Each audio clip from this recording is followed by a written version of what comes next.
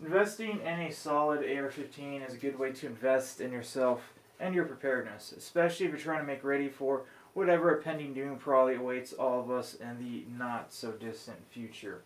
I'm going to recommend a rifle not unlike this one right here in front of me because I have years of experience with rifles just like these and tens of thousands of rounds downrange. I'm not going to recommend something I don't have first-hand experience with, something I heard was good, like a lot of people do on the internet. I'm going to recommend something I know will work for someone who is probably on a budget and probably will only have this rifle to defend their life with. This rifle right here is a complete upper from BCM, and I have a non-BCM lower that I picked out quality parts for, and I filled it up. Right now, you can get a complete upper from BCM and actually get a free BCM bolt carrier group, and that will save you enough to put towards a complete lower from Aero Precision. I've done that build before. This rifle actually started off with an Aero lower, just like the one I am recommending. And right now, with the free bolt carrier group, that's a very good way to get basically a mid-grade rifle for sub 1K. Obviously, you will have to put an optic, light, sling on it, but a very good rifle for the price. The nice thing about BCM is they have options. You have 11 5-inch barrels, 12.5, 14.5, which they will pin and weld, 16-inch, 20-inch, could be missing some barrel lengths, don't know. Government profile barrel, lightweight profile, fluted barrels. They have mid-length gas systems, which are great. I have a M-LOK rail in here, but they also have Keymon quad rail as well. They have their great bolt carrier groups, which are micro-best bolt carrier groups. They have the Mark II upper, they have the regular M4 style upper, and of course a bunch of components. We'll go over this one really quick.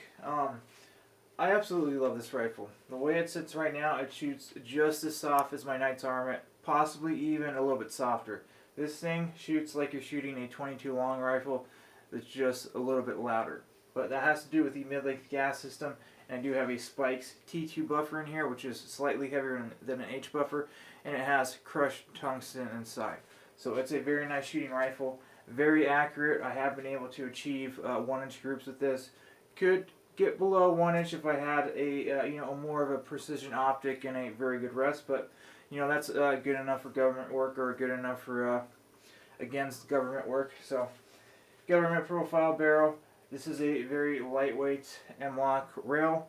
Will hold a 0 with an IR laser without an issue. Has a nice lockup system, and it helps maintain a nice balance more towards the receiver set since it is a little bit lighter. And I do have a bunch of weight on it from all the crap I have on top of it. I do have the Mark II upper receiver, which has more material around the ejection port, so it's a little bit stronger.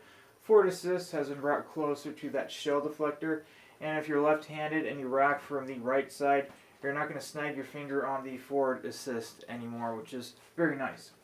This is a stripped AR-556 lower that I sourced like 3 years ago when things were kind of hard to get. Filled it up with Geissele and BCM parts, Geissele trigger, bolt catch, BCM buffer assembly, Spikes T2 buffer, and BCM furniture obviously. And I absolutely love this rifle. There's a reason I've invested so much money into this thing, even though I have a Knight's Armament in the safe, and that's because it's a very good rifle. Obviously, if you put together a rifle or buy a rifle, you will need a few accessories. First, some type of optic or sights, a sling, and a flashlight.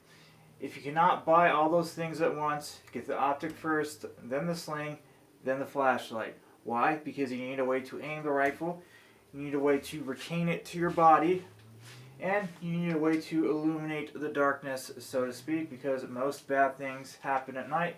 And I'm speaking from a point of experience when I had a attempted home invasion done on one of my houses about 15 years ago, something like that.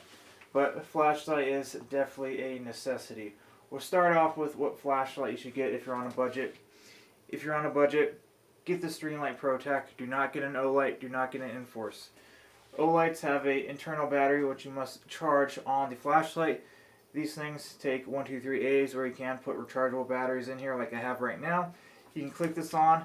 It's always going to be on high power. It's not going to dim down. It'll be on high power till it eventually dies, and it's not going to get very hot like an Olight.